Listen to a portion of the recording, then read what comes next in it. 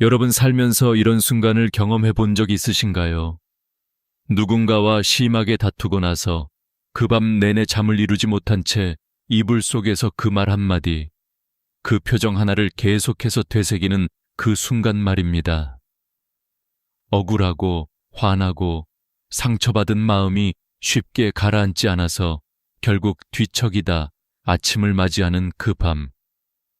혹은 회사에서 예상치 못한 질책을 받고 엘리베이터 문이 닫히는 순간 눈물이 차오르는 그 느낌. 아니면 아무리 노력해도 알아주지 않는 가족에게 하고 싶은 말을 꾹 참다가 결국 폭발해버리고 나서 스스로를 자책하는 그 순간. 우리는 살면서 참 많은 감정의 파도를 맞습니다. 그리고 그 파도에 휩쓸릴 때마다 어딘가 더 단단한 사람이 되고 싶다는 생각을 하게 됩니다. 감정에 끌려다니지 않고 상황에 흔들리지 않고 조용하고 단단하게 살아가는 사람. 그런 사람이 도대체 어떻게 그렇게 살 수 있는 건지 궁금해지기도 합니다. 오늘은 그 답을 찾기 위해 아주 오래된 이야기 하나를 꺼내려고 합니다. 지금으로부터 약 200년 전 조선 땅 끝자락 전남 강진이라는 곳에서 홀로 유배 생활을 하며 인생 전체를 다시 써내려간 한 남자의 이야기입니다. 그 사람이 삶 속에서 터득한 지혜가 지금 이 시대를 살아가는 우리에게 놀라울 만큼 깊은 울림을 줍니다. 그의 이름은 정약용. 그리고 그가 평생 붙들었던 하나의 화두는 바로 이것이었습니다.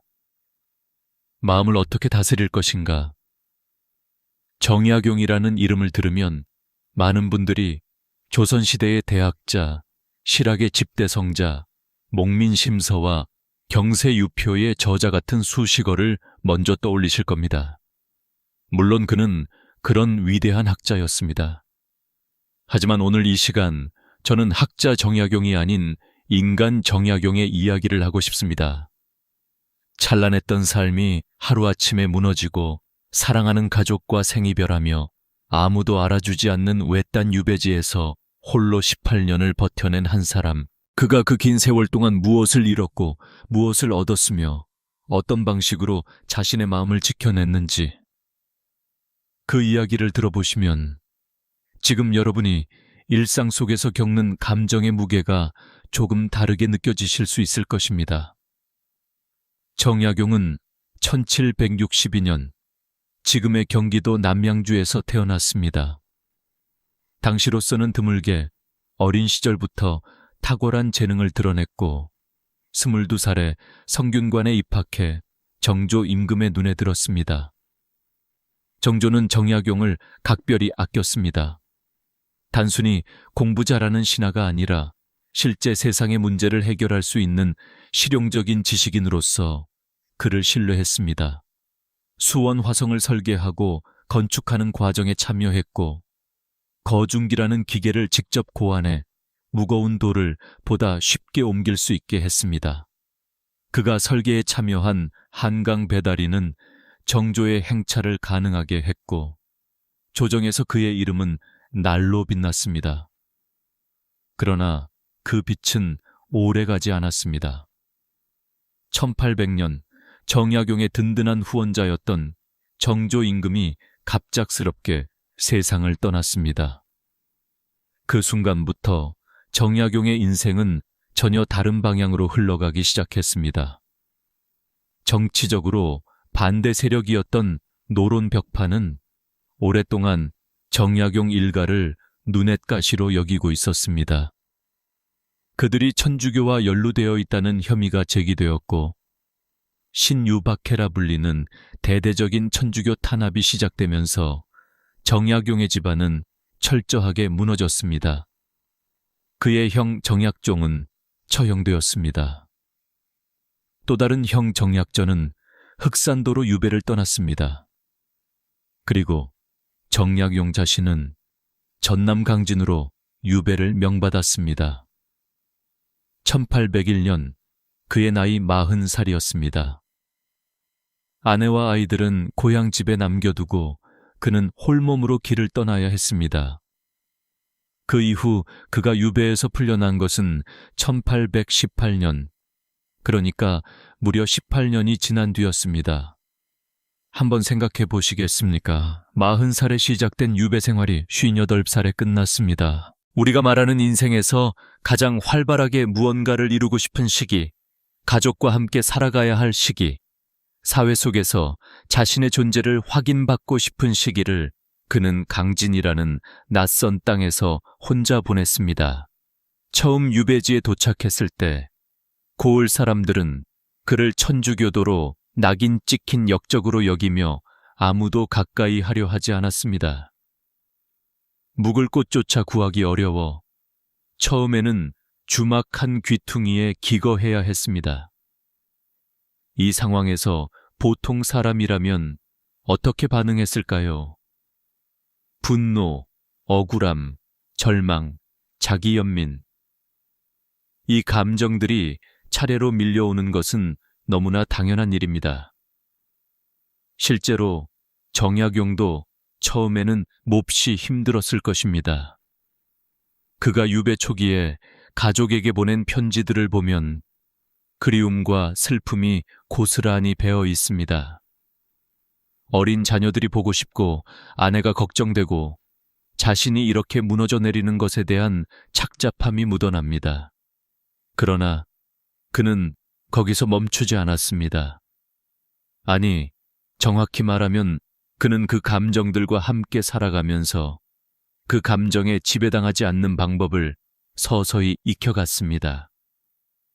그 과정이 얼마나 길고 고통스러운 것이었는지는 짐작조차 하기 어렵습니다.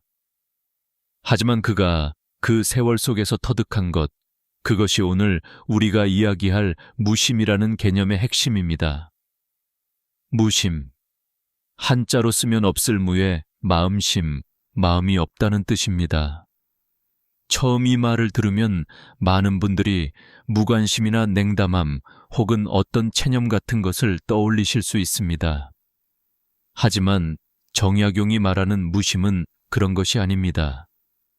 그것은 감정을 없애는 것이 아니라 감정에 지배당하지 않는 상태를 말합니다.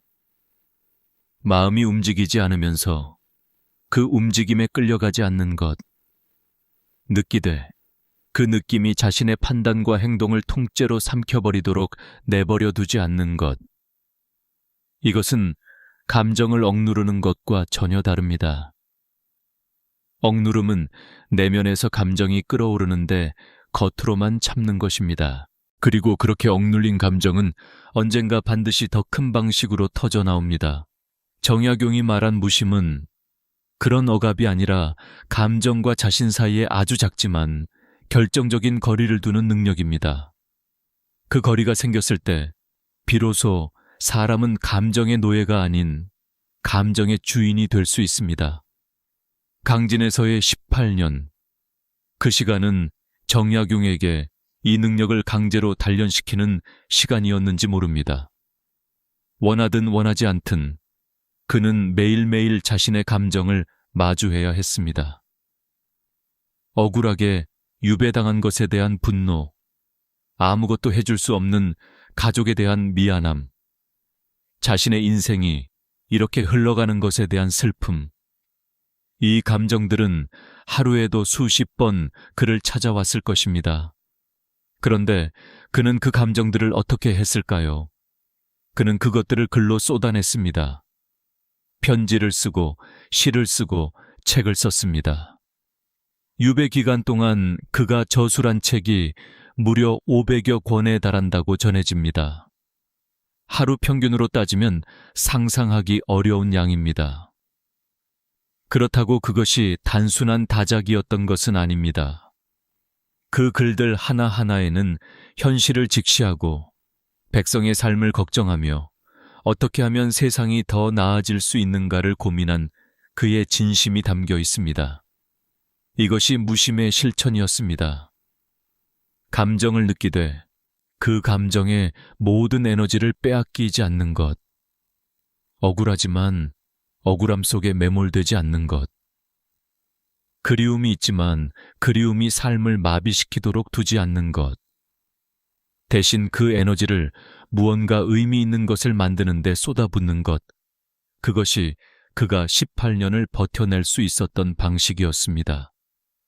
이제 이 이야기를 우리의 일상으로 끌어와 보겠습니다. 여러분의 삶 속에도 감정을 다스리지 못해 후회한 순간들이 있을 것입니다. 그 순간들을 잠깐 떠올려 보시겠습니까? 직장에서 억울한 일을 당했을 때 참지 못하고 감정적으로 말을 내뱉었다가 나중에 후회한 적 있으신가요? 혹은 가족과 다투다가 절대 하지 말아야 할 말을 해버리고 그 말이 두고두고 관계에 상처를 남긴 경험이 있으신가요? 아니면 누군가의 한마디에 깊이 상처받아서 며칠씩 그 생각에서 벗어나지 못하고 그러다 보니 정작 해야 할 일들이 손에 잡히지 않았던 경험이 있으신가요? 이런 순간들은 모두 감정이 우리의 이성보다 앞서 달려갔을 때 일어나는 일들입니다. 감정 자체가 문제가 아닙니다. 감정은 살아있다는 증거이고 관계가 중요하다는 신호이며 우리가 인간이라는 사실을 보여주는 것입니다. 문제는 그 감정이 우리의 판단과 행동을 통째로 장악해버릴 때 생깁니다. 정약용은 이 문제를 매우 구체적이고 실용적인 방식으로 접근했습니다. 그는 마음의 수양을 거창한 철학적 명제로 다루지 않았습니다. 그는 실제 삶에서 어떻게 실천할 것인가를 물었습니다. 실학, 즉 실제로 쓸모있는 학문을 추구했던 그답게 마음의 문제도 관념이 아닌 구체적인 방법으로 접근했습니다. 그가 자녀들에게 보낸 편지에서 반복적으로 강조한 것들이 있습니다. 화가 났을 때는 즉시 반응하지 말라. 억울한 일을 당했을 때 바로 그 자리에서 대응하지 말라. 먼저 그 자리를 피하거나 말을 멈추고 시간을 두어라. 그것이 어리석은 것이 아니라 오히려 가장 지혜로운 대응이라고 그는 말했습니다. 여기에 담긴 지혜는 생각보다 훨씬 깊습니다. 우리가 화가 났을 때 하는 말과 행동의 대부분은 나중에 냉정하게 돌아보면 스스로도 납득이 되지 않는 것들입니다. 그 순간의 감정이 너무 강렬해서 마치 그것이 진실인 것처럼, 그것이 유일한 반응인 것처럼 느껴지지만 조금 시간이 지나고 나면 전혀 다른 시각이 열리는 경험을 많은 분들이 해보셨을 것입니다. 정약용은 이것을 알고 있었습니다. 그래서 그는 감정과 행동 사이에 시간이라는 완충제를 두라고 가르쳤습니다. 화가 치밀어 오를 때 바로 말하지 말고 하루를 기다려보라. 그 하루가 지나고 나서도 같은 말을 해야겠다는 생각이 든다면 그때 하라. 하지만 많은 경우 하루가 지나면 생각이 달라져 있을 것이라고 했습니다. 이 단순한 가르침 안에 얼마나 많은 지혜가 담겨 있는지 생각해보면 정말 놀랍습니다. 현대 심리학에서도 비슷한 이야기를 합니다. 강한 감정 상태에서는 전두엽의 기능, 즉 이성적 판단과 장기적 사고를 담당하는 뇌의 기능이 일시적으로 억제됩니다. 우리가 화가 났을 때 나중에 후회할 말을 하는 것은 의지의 문제가 아니라 어느 정도는 뇌의 작동 방식과도 관련이 있습니다. 시간을 두는 것은 뇌가 다시 균형을 찾을 수 있는 여유를 주는 것입니다. 정약용이 200년 전에 직관적으로 파악했던 것을 현대 과학이 증명하고 있다는 것이 흥미롭지 않으신가요? 그의 지혜는 추상적인 철학이 아니라 인간이라는 존재에 대한 깊은 이해에서 나온 것이었습니다. 이제 좀 더 구체적인 상황들을 살펴보겠습니다. 가족관계에서의 감정 다스림이라는 주제로 넘어가 보겠습니다. 왜냐하면 정약용이 특히 강조했던 것 중 하나가 바로 가족 간의 관계에서 감정을 어떻게 다루느냐의 문제였기 때문입니다. 가족은 우리가 가장 편안하게 느끼는 관계인 동시에 가장 쉽게 감정적이 되는 관계이기도 합니다. 낯선 사람에게는 절대 하지 않을 말을 부모에게 하고, 직장 동료에게는 꾹 참는 것을 배우자에게는 쏟아내는 경우가 얼마나 많습니까?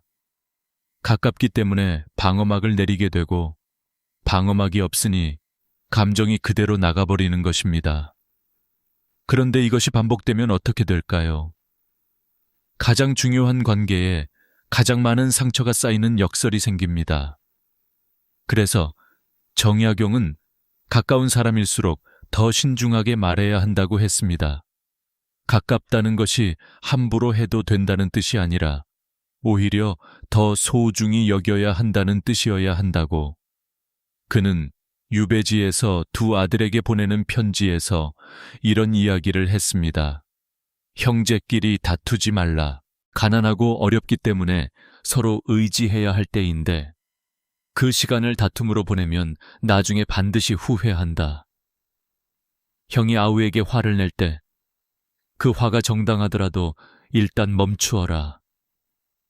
그리고 아우를 바라보며 이 사람이 내 형제라는 것을 기억하라.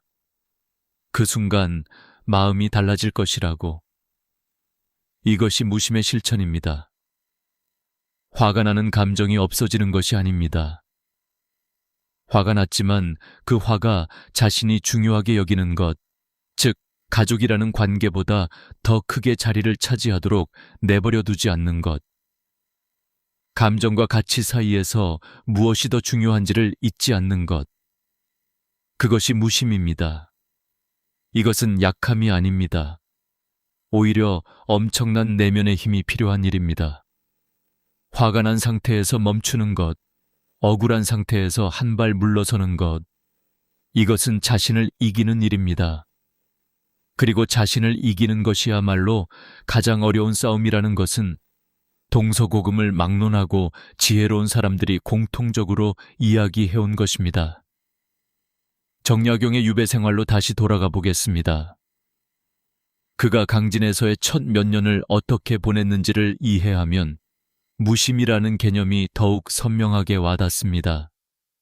처음 유배지에 도착했을 때 그는 완전한 이방인이었습니다. 아무도 그를 반겨주지 않았고 아무것도 그의 마음대로 되지 않았습니다. 조정에서 신하들과 학문을 논하고 임금의 신임을 받으며 나라의 일을 논하던 그가 이제는 주막 귀퉁이에서 홀로 밥을 먹고 밤을 지새워야 하는 신세가 된 것입니다. 이 극적인 낙차를 어떻게 받아들이느냐가 그의 남은 삶 전체를 결정하는 문제였습니다. 어떤 사람은 이 낙차를 견디지 못하고 자포자기합니다. 어떤 사람은 분노와 원망 속에서 세월을 보냅니다. 어떤 사람은 자기 연민에 빠져 모든 것을 잃었다고 생각합니다. 정약용은 그 길을 선택하지 않았습니다. 그가 선택한 것은 훨씬 어려운 길이었습니다. 그는 자신에게 물었을 것입니다. 지금 내가 통제할 수 있는 것이 무엇인가? 유배라는 현실은 바꿀 수 없습니다. 멀리 있는 가족에게 당장 달려갈 수 없습니다. 나를 이곳으로 보낸 사람들의 마음을 바꿀 수 없습니다. 하지만 내가 지금 이 시간을 어떻게 쓸 것인지는 내가 선택할 수 있습니다. 내 마음이 이 상황에 어떻게 반응할 것인지는 내가 영향을 미칠 수 있습니다. 이것이 정약용이 선택한 방향이었습니다. 바꿀 수 없는 것에 에너지를 쏟는 대신 바꿀 수 있는 것에 집중한 것. 그리고 그 결과가 바로 500권이 넘는 저술이었고 목민심서와 경세유표와 흠흠신서라는 위대한 작품들이었습니다. 여기서 잠깐 생각해 보겠습니다. 그가 유배지에서 저술한 책들이 다루는 내용이 무엇인지 아시나요? 목민심서는 지방 관리들이 어떻게 하면 백성을 잘 섬길 수 있는지를 다룬 책입니다. 경세유표는 나라의 제도를 어떻게 개혁해야 하는지를 다룬 책입니다. 흠흠신서는 형사재판에서 억울한 사람이 생기지 않도록 어떻게 해야 하는지를 다룬 책입니다. 생각해 보시면 놀랍지 않으신가요? 억울하게 유배된 사람이 쓴 책이 억울한 사람을 만들지 않는 방법에 대한 책입니다. 나라에서 버림받은 사람이 쓴 책이 나라가 백성을 어떻게 섬겨야 하는지에 대한 책입니다. 자신의 억울함을 세상을 향한 분노로 표출하는 대신 그 경험을 통해 더 깊이 세상을 이해하고 더 나은 세상을 꿈꾸는 데 사용한 것입니다. 이것이 무심히 단순한 체념이 아닌 이유입니다. 체념이라면 그냥 포기하고 아무것도 하지 않는 것입니다. 하지만 정약용의 무심은 감정에 지배당하지 않음으로써 더 큰 에너지를 의미 있는 일에 쏟을 수 있게 되는 것이었습니다. 그것은 매우 능동적인 선택이었습니다. 이 이야기를 들으면서 혹시 이런 생각이 드실 수도 있습니다. 그건 정약용이라서 가능한 것 아닌가요? 워낙 위대한 학자였고 특별한 사람이었으니까 그렇게 할 수 있었던 것 아닌가요? 보통 사람인 나는 그렇게 하기 어렵지 않나요? 충분히 드실 수 있는 생각입니다. 하지만 저는 조금 다르게 봅니다. 정약용이 처음부터 그런 사람이었던 것은 아닙니다. 그도 처음에는 흔들렸고 두려워했고 슬퍼했습니다. 그 긴 세월 동안 조금씩 단련된 것입니다. 매일매일의 선택들이 쌓여서 그런 사람이 된 것입니다. 위대한 사람이기 때문에 가능했던 것이 아니라 그 선택들을 반복했기 때문에 위대하게 된 것입니다. 우리도 마찬가지입니다. 처음부터 무심의 경지에 이를 수 있는 사람은 없습니다. 하지만 매일 조금씩 연습할 수 있습니다. 화가 났을 때 일단 멈추는 연습, 억울할 때 바로 반응하지 않는 연습, 감정에 휩쓸리기 전에 잠깐 숨을 고르는 연습, 그 작은 연습들이 쌓이면 조금씩 달라집니다. 여기서 정약용의 이야기에서 배울 수 있는 또 하나의 중요한 측면을 살펴보겠습니다. 그것은 관계에서의 무심입니다. 유배 기간 동안 그에게는 몇 가지 의미 있는 관계가 만들어졌습니다. 그중 하나가 제자들과의 관계입니다. 처음에는 아무도 그를 가까이 하려 하지 않았지만 시간이 지나면서 그의 학식과 됨됨이를 알아본 젊은이들이 하나둘 모여들었습니다. 그는 그들을 가르치고 함께 공부하고 서로 질문하고 답하며 깊은 학문적 관계를 맺었습니다. 그런데 이 관계에서도 그의 무심이 드러납니다. 그는 제자들에게 자신의 어려운 처지를 동정해달라고 하지 않았습니다. 자신이 얼마나 억울하게 유배 왔는지를 끊임없이 이야기하며 공감을 구하지 않았습니다. 대신 그는 철저하게 스승으로서의 역할에 충실했습니다. 학문을 가르치고 생각하게 하고 더 나은 사람이 될 수 있도록 이끌었습니다. 이것이 왜 중요하냐면 관계 속에서 우리가 자신의 감정적 어려움을 상대방에게 과도하게 쏟아낼 때 어떤 일이 일어나는지 생각해보면 알 수 있습니다. 처음에는 상대방이 공감해 줍니다. 그 공감이 위안이 됩니다. 하지만 그것이 반복되면 상대방은 점점 지쳐갑니다. 그리고 자신도 모르게 그 관계에서 거리를 두기 시작합니다. 결국 가장 힘들 때 곁에 있어 주길 바라는 사람들을 오히려 멀어지게 만드는 역설이 생깁니다. 정약용은 이것을 알고 있었습니다. 그래서 그는 자신의 감정적 어려움을 관계 속으로 무분별하게 가져오지 않았습니다. 그 어려움은 글 속에서, 혼자의 시간 속에서 혹은 신에게 기도하는 시간 속에서 처리했습니다. 그리고 관계 속에서는 자신이 줄 수 있는 것을 주었습니다. 이것은 냉담함이 아닙니다. 오히려 관계에 대한 깊은 책임감에서 나온 것입니다. 내가 감정적으로 성숙하게 행동할 때 그 관계 속의 상대방이 더 편안하고 관계가 더 건강해진다는 것을 알기 때문입니다. 이 이야기를 현대적인 맥락에서 생각해 보겠습니다. 직장에서 상사에게 억울한 말을 들었을 때 여러분은 어떻게 하시나요? 그 즉시 감정적으로 반응하시나요? 아니면 잠시 멈추는 편이신가요? 혹은 퇴근하고 나서 가족이나 친구에게 그 이야기를 꺼냈을 때 단순히 하소연하는 것인지 아니면 어느 정도 정리가 된 상태로 이야기하는 것인지 생각해 보신 적 있으신가요? 하소연이 나쁜 것은 아닙니다. 누군가에게 털어놓는 것이 때로는 정말 필요하고 그 자체로 치유가 되기도 합니다.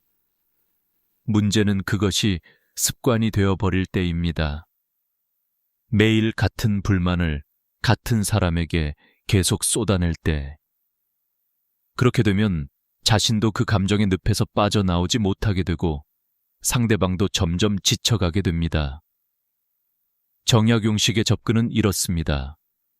감정을 느끼되 그 감정을 어디에 어떻게 표현할지를 선택하는 것, 감정의 방향을 의식적으로 정하는 것, 이것이 무심의 실천입니다.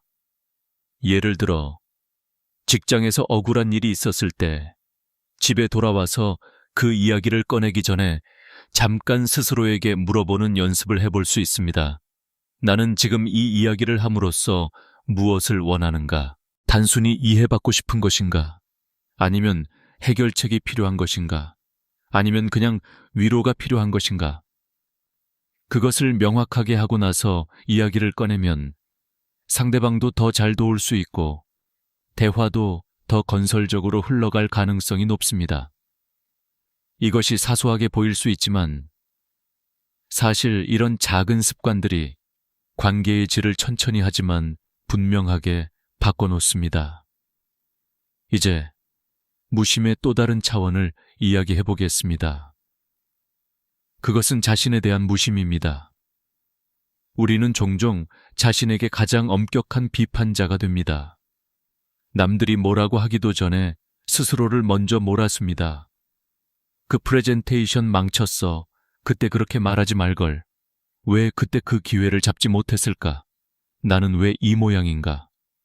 이런 자기 비판의 목소리가 마음속에서 끊임없이 흘러나올 때 우리의 에너지는 상당 부분 이 내면의 비판자와 싸우는 데 소모됩니다. 정약용도 분명히 이런 목소리와 싸웠을 것입니다.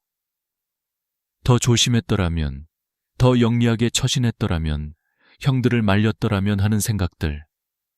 그 후회와 자책이 얼마나 깊었을지는 짐작하기도 어렵습니다.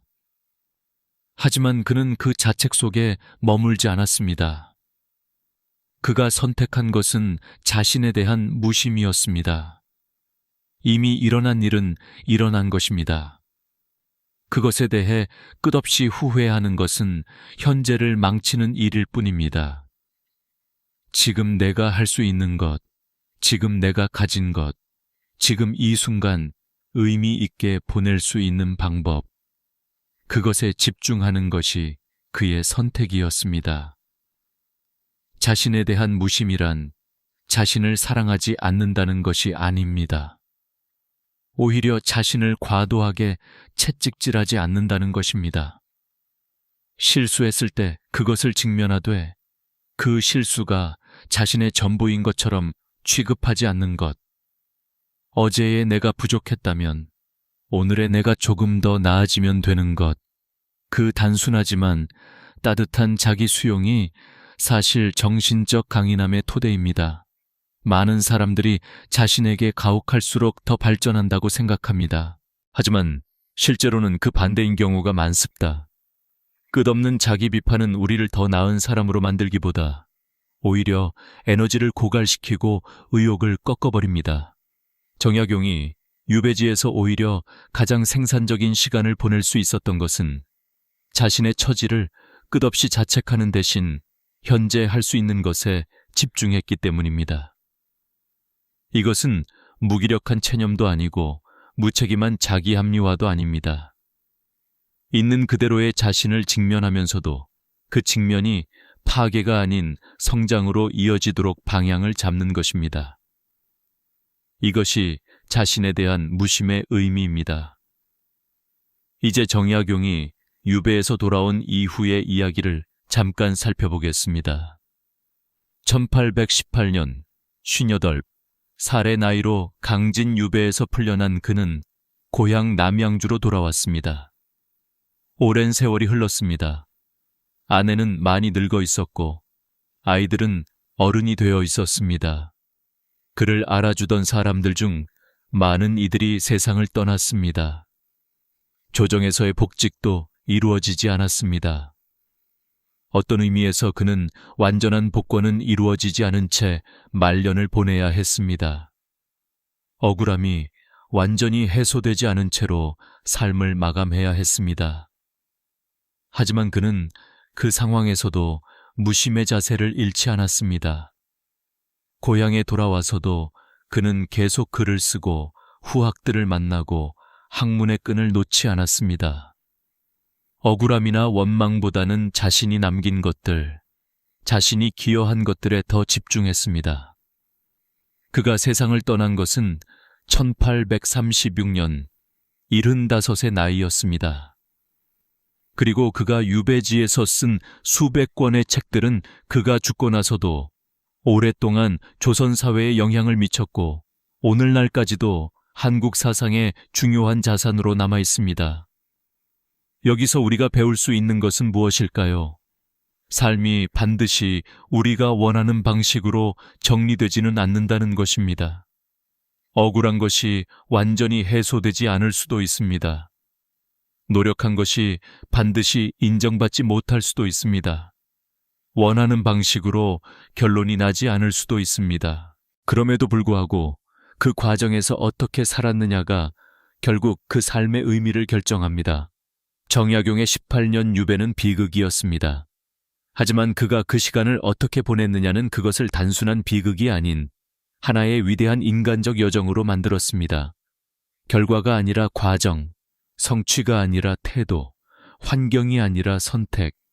이것이 정약용이 우리에게 가장 깊이 던지는 질문입니다. 이 이야기를 우리 현실에 더 가깝게 가져와 보겠습니다. 여러분이 지금 겪고 있는 어려움이 무엇이든, 그것이 직장에서의 갈등이든, 가족과의 불화든, 기대했던 것이 이루어지지 않는 실망이든, 혹은 나이가 들면서 느끼는 막연한 불안이든, 정약용의 이야기가 주는 메시지는 이것입니다. 그 상황이 반드시 바뀌어야 행복해질 수 있는 것이 아닙니다. 그 상황 속에서 자신의 마음을 어떻게 다루느냐가 행복의 조건이 됩니다. 이것이 처음에는 너무 막막하게 들릴 수 있습니다. 상황이 바뀌어야 나아질 것 같은데 마음을 바꾸라고 하니까요. 하지만 조금만 더 생각해 보면 사실 이것이 훨씬 더 실용적인 접근입니다. 왜냐하면 상황은 내 마음대로 바꿀 수 없는 경우가 많지만 내 마음은 훈련하면 달라질 수 있기 때문입니다. 물론 쉽지 않습니다. 정약용도 하루아침에 그렇게 된 것이 아닙니다. 18년이라는 긴 시간 동안 매일매일의 선택이 쌓여서 그런 사람이 된 것입니다. 우리도 그렇습니다. 오늘 한번 멈추는 것, 오늘 한번 하루를 기다리는 것, 오늘 한번 자책보다는 다음 선택에 집중하는 것, 그런 작은 실천들이 쌓이면 조금씩 달라집니다. 이제 마지막으로 현대를 살아가는 우리에게 무심이 왜 특히 중요한가를 이야기하고 싶습니다. 우리가 살아가는 시대는 정약용의 시대보다 훨씬 더 많은 자극들로 가득합니다. 스마트폰 알림은 하루에도 수백 번 우리의 주의를 끌어당깁니다. SNS는 끊임없이 비교의 기준을 제시하고 뉴스는 불안과 분노를 자극하는 내용들로 채워져 있습니다. 이 모든 자극들이 우리의 감정을 끊임없이 흔들어댑니다. 이런 환경에서 감정에 지배당하지 않고 자신의 중심을 잡는 것은 그 어느 때보다도 어렵고 동시에 그 어느 때보다도 중요합니다. 자극이 많을수록 그 자극에 흔들리지 않는 능력이 삶의 질을 결정하는 핵심 요소가 됩니다. 정약용의 무심은 자극을 차단하라는 말이 아닙니다. 세상으로부터 도망쳐 은둔하라는 말도 아닙니다. 오히려 세상 한가운데 있으면서도 그 자극들에 일일이 끌려다니지 않는 내면의 토대를 만들라는 것입니다. 그 토대가 있을 때 우리는 더 명확하게 생각하고 더 건강하게 관계를 맺고 더 의미 있게 시간을 쓸 수 있습니다. 그 토대를 만드는 첫 번째 단계는 멈춤입니다. 감정이 치밀어 오를 때 즉각 반응하지 않는 것. 그 짧은 멈춤의 순간이 감정과 행동 사이에 공간을 만들고 그 공간에서 우리는 비로소 선택을 할 수 있게 됩니다. 두 번째 단계는 방향 잡기입니다. 이 감정이 나에게 무엇을 말해주고 있는가? 이 상황에서 내가 진정으로 원하는 것은 무엇인가? 나에게 중요한 것이 무엇인가? 이 질문들이 감정의 방향을 단순한 반응에서 의미 있는 행동으로 바꿔줍니다. 세 번째 단계는 꾸준함입니다. 한 번 잘했다고 끝이 아닙니다. 매일매일 작은 상황들 속에서 반복적으로 연습하는 것이 필요합니다. 정약용이 18년 동안 매일 그 연습을 했던 것처럼 이 세 가지가 쉬워 보이지만 실제로 해보면 결코 쉽지 않습니다. 하지만 불가능하지도 않습니다. 우리 모두 안에는 그 능력이 있습니다. 다만 아직 충분히 단련되지 않았을 뿐입니다. 정약용은 유배지라는 극한의 환경에서 그 능력을 단련했습니다. 우리는 일상 속에서 매일 조금씩 단련할 수 있습니다. 오늘 직장에서 억울한 일이 있을 때 바로 반응하는 대신 잠깐 멈춰 보는 것. 오늘 가족과 갈등이 생겼을 때 하고 싶은 말을 하루 참아보는 것. 오늘 자신에 대해 자책하는 목소리가 들릴 때 그 목소리와 조금 거리를 두어보는 것. 이 작은 선택들이 쌓여서 언젠가 우리도 자신만의 무심의 경지에 조금씩 가까워질 수 있을 것입니다. 그것이 완벽한 경지에 이르는 것을 의미하지 않아도 됩니다. 어제보다 조금 더 감정에 휘둘리지 않는 나, 어제보다 조금 더 신중하게 반응하는 나, 어제보다 조금 더 자신을 따뜻하게 바라보는 나, 그것으로 충분합니다. 정약용의 이야기가 200년이 지난 지금 우리에게 여전히 울림을 주는 것은 바로 이 때문입니다. 그가 살았던 시대와 우리가 살아가는 시대는 다르지만 감정이라는 파도 속에서 자신의 중심을 잡으려는 인간의 분투는 시대를 초월해 갔습니다. 그리고 그 분투 속에서 찾아낸 지혜, 무심이라는 단순하지만 깊은 개념은 지금 우리에게도 유효한 길을 보여줍니다. 오늘 이 이야기가 여러분의 마음속 어딘가에 작은 씨앗 하나를 심었으면 합니다. 당장 큰 변화가 일어나지 않아도 됩니다. 오늘 단 한 번 감정이 치밀어 오를 때 잠깐 멈춰보는 것, 그 한 번이 시작입니다. 여러분이 지금 어떤 상황에 있든 어떤 감정의 파도를 맞고 있든 그 파도 속에서도 여러분은 선택할 수 있습니다. 그 사실을 잊지 않으시면 좋겠습니다. 정약용이 강진의 외딴 유배지에서 보내온 메시지는 어쩌면 이것이었을지도 모릅니다. 인생이 뜻대로 흘러가지 않아도 감정에 지배당하지 않고 자신의 시간을 의미 있게 채울 수 있다면 그것이 이미 충분히 훌륭한 삶이라고. 오늘도 좋은 하루 되시고 이 이야기가 작은 힘이 되었으면 합니다. 감사합니다.